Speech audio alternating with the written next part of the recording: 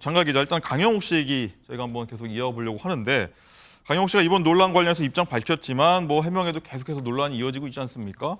양측 입장, 뭐 전 직원과의 강영욱 씨가 양측 입장 한번 정리 좀 해볼까요? 지금 팽팽하게 맞서고 있는데 그중에서도 가장 충격적이었던 게 퇴사한 직원에게 9,670원을 지급했다는 점입니다. 퇴직금이요? 네, 강영욱 씨 측은 애초 이 직원 A 씨는 일반적인 월급을 받는 사원이 아니라 본인이 발생시킨 매출의 몇 %를 인센티브로 받는 사업자 계약을 한 사람이었다, 이렇게 언급을 했습니다.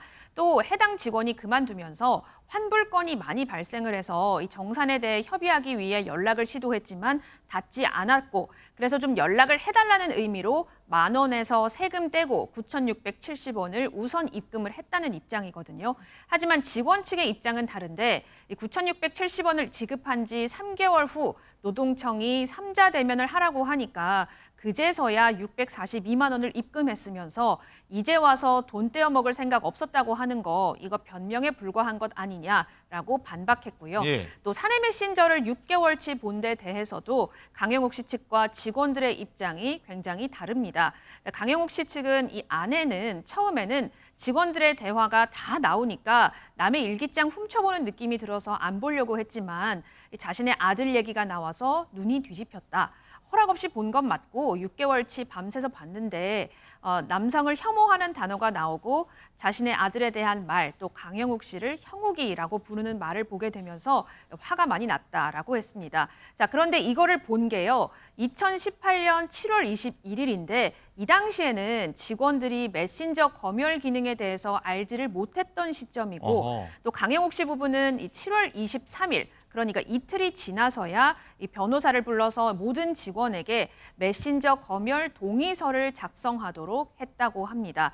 직원들의 얘기는 가장 중요한 건 6개월치 메신저를 몰래 보고 이걸 보고 보복을 한 게 이 내용의 가장 핵심이다, 이렇게 주장하고 있는 상황입니다. 그렇군요.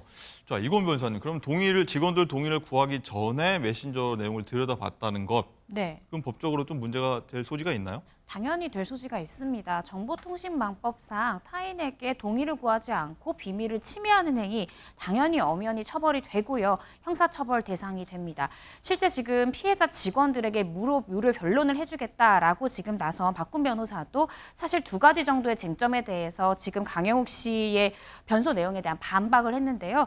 첫 번째 같은 경우에 퇴직금조로 9,670원을 지급한 거는 내가 연락을 하기 위한 하나의 수단이었지 처음부터 안 줄 의도는 전혀 없었다라는 부분에 대해서 그렇지 않다라면서 퇴직 후에 10일 만에 이 9,670원 보냈고 이후에 노동청에 진정이 들어가자 해가 바뀌어서 642만 원을 지급하지 않았느냐. 이 부분이 잘못된 거를 분명히 알았다면 사과를 해야지 9,670원을 보낸 것이 연락하고자 하는 의도였다라는 것은 말이 되지 않는다라고 박훈 변호사 비판을 했고요. 예. 두 번째 CCTV에 대해서 업무상 필요적 목적이 있었다라고 강영욱 씨는 주장을 하지만 설사 편의점처럼 사실 편의점은 절도나 강도가 들어올 수 있잖아요. 네. 그렇게 들어올 수 있는 곳에서 업무상 필요해서 설치하더라도 우연하게 직원이 뭔가 근무를 해태하거나 이런 걸 볼 수도 있습니다, 주인이. 그렇다 하더라도 이 직원들의 근로 행태에 대해서 감시용으로 지적하는 것은 이 노동행위에서 불법하게 감시한 행위에 해당하기 때문에 이 또한 변명이 되지가 않는다라고 박군 변호사 비판하기도 했습니다. 그렇군요. 자, 그리고 이번 사태 때문인가요? 강영욱 씨 유튜브 채널 회원수가요, 증가를 했답니다. 몇만 명이 늘어났다고 하는데 홍 기자님, 이게 어떤 상황인가요, 이거? 3만 명 정도 늘었는데 207만에서 210만이 된 겁니다. 210만 명? 저는 이게 강영욱 씨에 대한 호감도라고 해석되지는 않습니다. 워낙에 입장 표명이 늘었고 무슨 얘기를 하는지 들어보겠다. 계속해서. 이런 측면에서 보신 것이지 3만 명 는 이 3만 명이 다 호감이고 강영욱 씨를 지지하는 어떤 분들로 보기에는 조금 무리가 있지 않나. 그만큼 이 이슈가 지금 화제다. 이것을 방증하는 수치라고 생각합니다. 그렇군요. 어쨌든 많은 분들이 관심이 있어서 계속해서 어떤 얘기를 하나 듣고 싶어서 구독을 했다, 이렇게 좀 이해할 수 있겠군요. 알겠습니다.